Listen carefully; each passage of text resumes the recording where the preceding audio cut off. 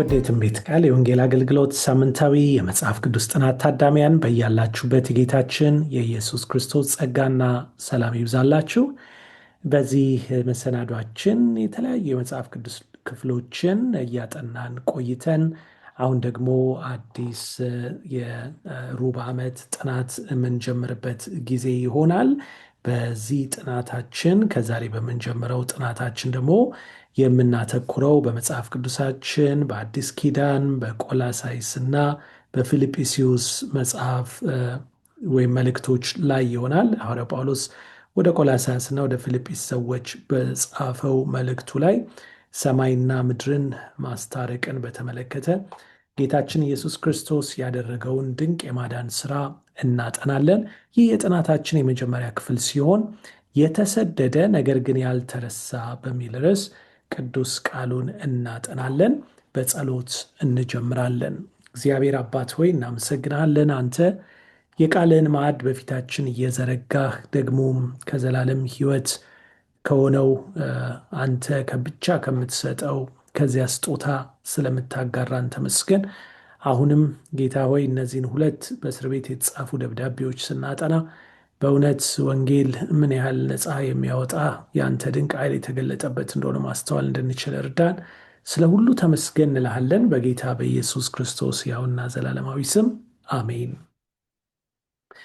እንግዲህ የተሰደደ ነገር ግን ያልተረሳ በፊልጵስዩስ ምዕራፍ 4 ቁጥር 4 ላይ ያለው መሪ ጥቅሳችን ይሆናል። ሐዋርያው ጳውሎስ ሁልጊዜ በጌታ ደስ ይበላችሁ፣ ደግሜ እላለሁ ደስ ይበላችሁ በማለት የተናገረውን ክፍል መሰረት አድርገን እናጠናለን።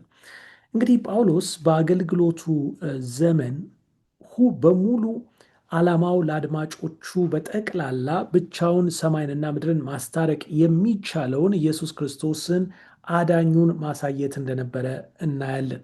ይህ ነበር የእሱ የአገልግሎቱ ዋና ግብ።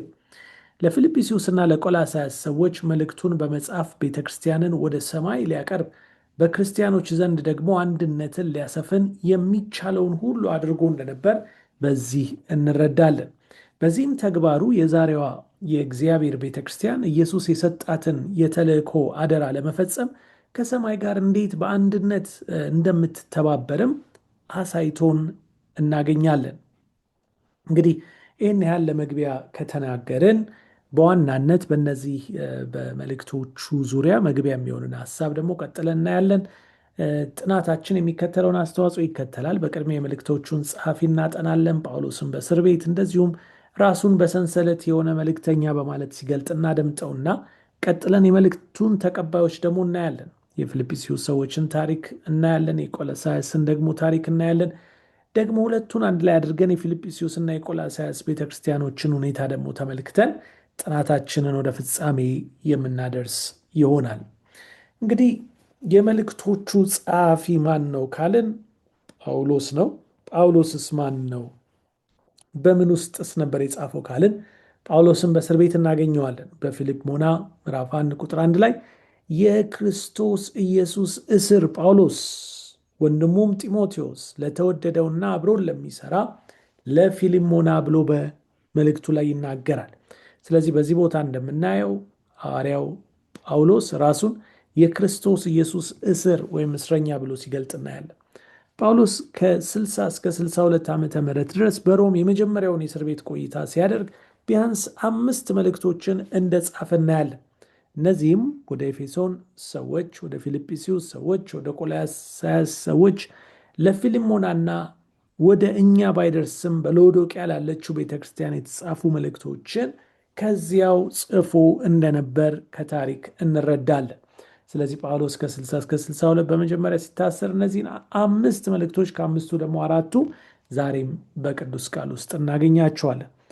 በእርሱ ላይ የነበረው ክስ ያን ያህል አስጊ ስላልነበረ በተከራየው ቤት ውስጥ ሁል ጊዜ ከሚጠብቀው ሮማዊ ወታደር ጋር እንዲኖር ተፈቅዶለት እንደነበረ በሐዋርያት ሥራ ምዕራፍ 28 ቁጥር 16 እናነባለን።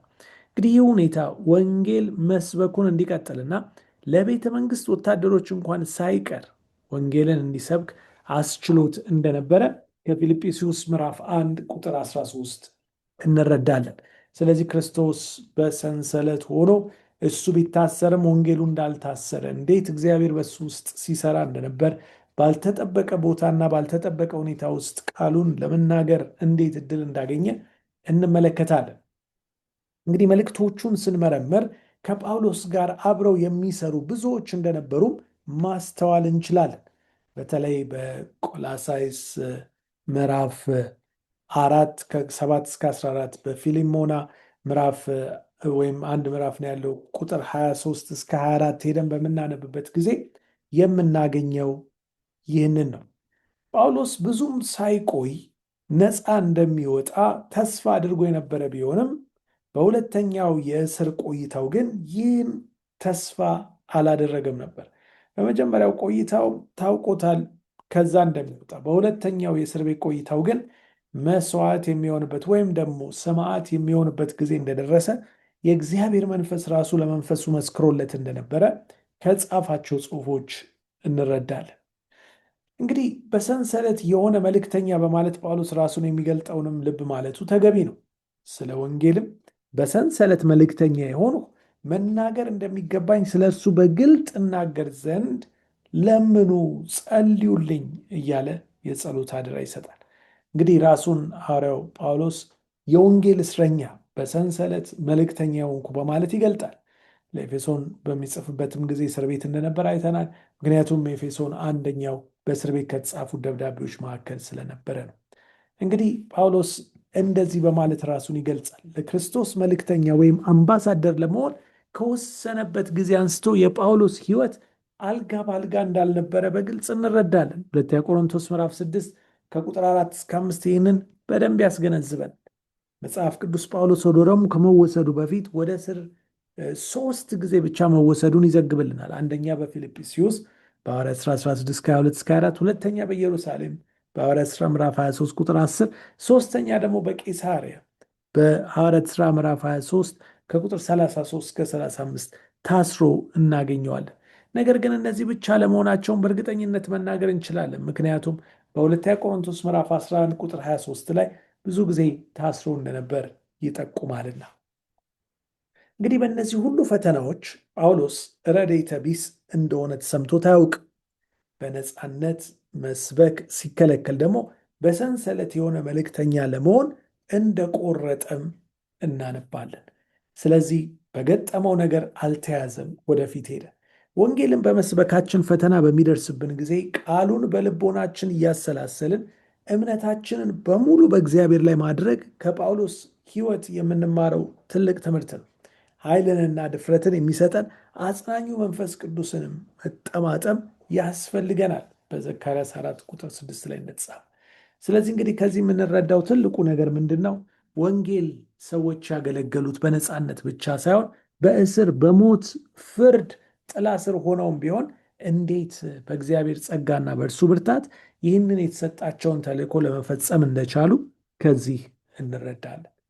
ቀጥለን የምናየው እንግዲህ ስለ መልእክቱ አቀባይ ካየን በኋላ የመልእክቱን ተቀባዮች ደግሞ ማየት ይኖርብናል።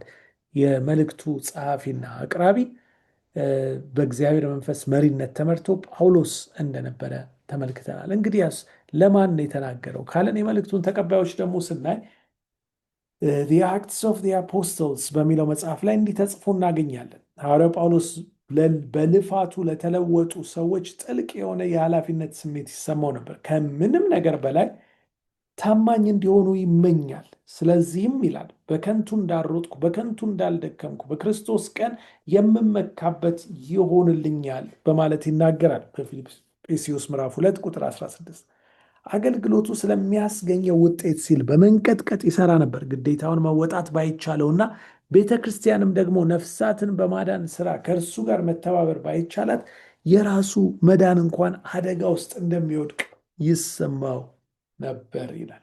እንግዲህ ከዚህ በትክክል እንደምንረዳው በእውነት ራስን ሰጥቶ ማገልገል የሕይወታችን መታደሻ፣ መለወጫ፣ መገንቢያ፣ ፍሬ የምናፈራበት ቦታ እንደሆነ እናያለን።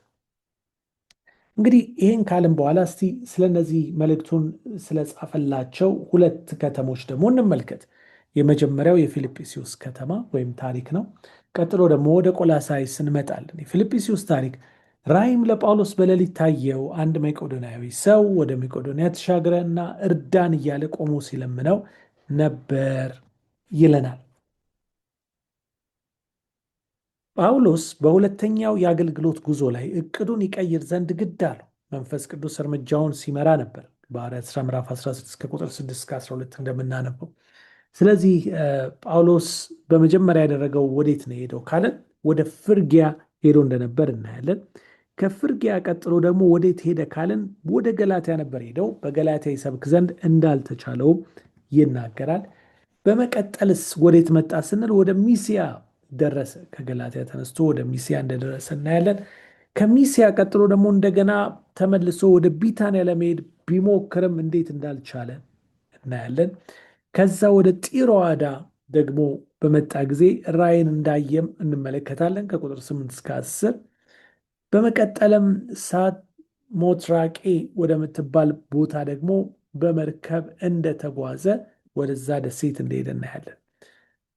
እናም ከዚያም ወደ ናጹሌ እንደሄደ ደግሞ አሁንም ካርታውን በማየት የምናየው ይሆናል። ከዛ ነው እንግዲህ በመጨረሻ ጳውሎስ ወደ ፊልጵስዩስ የመጣው። እንግዲህ እንዴት ከፍርጊያ ጀምሮ ወደ ገላትያ፣ ወደ ሚስያ፣ ወደ ቢታንያ እንዴት እያለ እንደሄደ ወደ ጢሮአዳ፣ ሳሞትራቄ እያለ መጨረሻ ግን እንዴት ፊልጵስዩስ ላይ እንደደረሰ እንመለከታለን። እንግዲህ በዚህ መልኩ ነበር ጳውሎስ የተጓዘው። መንፈስ ቅዱስ በአውሮፓ ወንጌልን መስበክ እንዲጀመር የመረጠው ስፍራ ፊልጵስዩስ እንደነበር እናያለን። ይህ ደግሞ ፊልጵስዩስ ታላቅ የሮማውያን ከተማ በመሆኗ ዜጎቿ በውልደት የሮም ዜግነትን የተቀበሉና የግብር ወይም ከግብር ነፃ የነበሩ እንደሆኑ እንረዳለን። እንግዲህ ጳውሎስ በሌሊት ባየው ራእይ ወደ መቄዶንያ እንዲሻገር እና እርዳታ እንዲያደርግ ሲለመን እናያለን። ጳውሎስ ወደ አዲስ ከተማ በገባ ቁጥር የአይሁድን ምኩራብ መጎብኘት ልማዱ ነበር። ነገር ግን በፊልጵስዩስ ምኩራብ አልነበረም። በሰንበት ቀን የአምልኮ ስፍራ አግኝተው በዚያ ለተሰበሰቡ ሴቶች ግን ሰበከ። በዚህም አጋጣሚ የመጀመሪያዋ የአውሮፓ አማኝ ሊዲያ እንደተገኘች እናያለን። ከመላው ቤተሰቧ ጋርም እንደተጠመቀች የሐዋርያት ሥራ ምዕራፍ 16 ከቁጥር 14 እስከ 15 ያለውን ስናነብ ተዘግቦልን እናያለን። ጠላት ግን ያለ አንዳች ስራ አልተቀመጠም። አንዲት የሟርት መንፈስ ያለባት ልጅ ጳውሎስን የምትደግፍ መስላ የሰውን ልቦና ግራ እንድታጋባ በሰይጣን ቁጥጥር ስር እንደዋለች እናያለን። ልጅቱ ከመንፈሱ ነፃ ስትወጣ ለጳውሎስና ለሲላስ ችግር እንደመጣባቸውም ደግሞ የሐዋርያት ሥራ ምዕራፍ 16ን ስናነብ እናገኛለን። በውጤቱ ግን አስደሳች በሆነ ሁኔታ የወይን ቤቱ ባለቤት ከቤተሰቡ ጋር እንዴት ወደ እምነት እንደመጡ እናያለን። የሐዋርያት ሥራ 16:25-33 ወንጌል ወደ አውሮፓ የገባው በመንፈስ ቅዱስ ኃይልና ምሪት ብቻ መሆኑን በእርግጠኝነት መናገር የምንችለው ከዚህ የተነሳ እንደሆነ እናያለን። እንግዲህ በመቀጠል ደግሞ የምናየው የቆላስይስን ታሪክ ነው። የቆላስይስ ታሪክ ከተወደደ ከእኛም ጋር አብሮ ባሪያ ከሆነው ከኤጳፍራ እንዲህ ተማራችሁ፣ እርሱም ስለ እናንተ ታማኝ የክርስቶስ አገልጋይ ነው በማለት ይናገራል። በሮም እስር ቤት ውስጥ የጳውሎስ ጓድ የነበረው ኤጳፍራ የተባለ ሰው ነበር። ይህ ሰው የቆላስይስ ተወላጅ ሲሆን ለዚህ ከተማ ወንጌልን ያመጣውም እርሱ እንደነበር እናያለን። ቆላስይስ በፍርጊያ ግዛት ውስጥ የነበረች ከተማ ስትሆን በአቅራቢያውም ኤጳፍራ ይሰብክባቸው የነበሩት የሎዶቅያና የኢያራ ከተሞች ነበሩ። ቁጥራቸው በርከት ያለ አይሁዳውያንም ይገኙበት ነበር። በዚያ ከሚኖሩ ታላቅ አይሁዳውያን መካከል ደግሞ የጳውሎስ ግብረ አበር የሆነው ቤቱም የቤተ ክርስቲያን መሰብሰቢያ የነበረው ሰው ፊሊሞን እንደነበር እናያለን። እንግዲህ የፊሊሞን ባሪያዎች ከሆኑት አንዱ አናሲሞስ ከቤቱ ወደ ሮም ሸሽቶ በጳውሎስ በኩል ኢየሱስን ተቀብሎ ጳውሎስ አናሲሞስን ወደ ጌታው በመመለስ ተግባሩ በጌታና በባሪያ ወይም በአለቃና ሰራተኛ መካከል ያለውን ግንኙነት ገልጾልን እንመለከታለን በፊልሞን 12-17 ላይ። እንግዲህ አሁን ሁለቱን አንድ ላይ ስናመጣቸው የፊልጵስዩስና የቆላስይስን ቤተክርስቲያናት የኢየሱስ ክርስቶስ ባሪያዎች የሆኑ ጳውሎስና ጢሞቴዎስ በፊልጵስዩስ ለሚኖሩ ከኤጲስቆጶሳት ከዲያቆናት ጋር በክርስቶስ ኢየሱስ ላሉት ቅዱሳን ሁሉ ተብሎ ተጽፎ እናገኛለን። እጅግ ተመሳሳይ የሆኑ የፊልጵስዩስ እና የቆላሳያስ መልእክቶች መግቢያ ሁለት ወሳኝ የሆኑ ገጽታዎችን ያሳዩናል። በእግዚአብሔር አስተያየት የቤተ ክርስቲያን አባላት ድክመት ቢኖርባቸውም ቅዱስና ታማኝ እንደሚጠሩ ተብለው እንደሚጠሩ እናያለን። በቤተ ክርስቲያን ውስጥ ያለው አባላት በተለያየ የስልጣንና የኃላፊነት ደረጃ የሚያስቀምጠን ስርዓት እንዳለም ደግሞ እንመለከታለን። ጳውሎስ ሐዋርያ በመሆኑ ከፍተኛ ደረጃ ላይ ያለ መሪ ነበረ። ጢሞቴዎስ ምክትሉ ነበረ። ኤጲስቆጶሳት የአካባቢ መሪ ሆነው እናገኛቸዋለን እንደ ሽማግሌነታቸው። ዲያቆናት እና ቤተ ክርስቲያንን ደግሞ እንደሚያስተዳድሩ እናያለን። ጳውሎስ ከእስር ቤት ሆኖ የፊልጵስዩስ ሰዎች ስለላኩለት ድጋፍ ያመሰግናቸው እንደነበር እናያለን። ለቆላስያስ ሰዎች ያጽናኗቸው ዘንድ የግብረ አበሮቹን ልኮላቸውም እንደነበር ከዚህ እንረዳለን። እንግዲህ በእነዚህ በሁለቱ መልእክቶች መግቢያ ላይ የምናየው እንዴት እግዚአብሔር በእውነት ለልጆቹ የሚያስብ የሚጠነቀቅ አምላክ እንደሆነ ነው። እስኪ ለጥቂት ጊዜ ጳውሎስን ገጠመኝ እናሰላስል። እንደተፈተነችና የተሰደደች ያለችው ቤተክርስቲያን ያበረታታት ዘንድ የሐዋርያው ትጋት በእጅጉ የሚያስፈልጋት ወቅት ነፃነቱ ተወስዶ በሰንሰለት ታሰረ። ነገር ግን ይህ ሁኔታ ጌታ ሊሰራበት ወደደ። የተገኙትም ድሎች እጅግ ውድ ነበሩ። ለሚከተለው ሁሉ ጴጥሮስ ስራው ፈጽሞ የተገደበ ቢመስልም ነገር ግን እውነት ወደ ቤተክርስቲያን የሚገባበት መንገድ ተገኘ። በእነዚህ ታላላቅ ሰዎች ፊት ጳውሎስ በጥበብ ሰብኮ ሳይሆን እስራቱ ትኩረታቸውን ሳበው።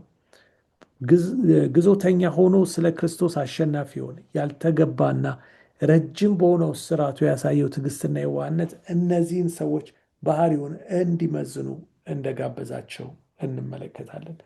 ስለዚህ እንግዲህ በጥቅሉ ስንደመድመው ይህንን ሰንበት ትምህርታችንን በዚህ በቆላስይስ ሰዎች እንደዚሁም በፊልጵስዩስ ሰዎች ጥናት ላይ ጳውሎስ መከራን እየተጋፈጠ መከራውን ግን ወደ ጎን አድርጎ በሕይወት ዙሪያ ያለውን ነገር ይዞ ወደፊት እንደተጓዘ እንመለከታለን። እኛም በተለያየ ውጣ ውረድ ውስጥ ብናልፍ አይኖቻችንን በእሱ ላይ ተክለን መሻገር እንድንችል እግዚአብሔር ጸጋውን ያብዛልን። ጌታ ይባርካችሁ።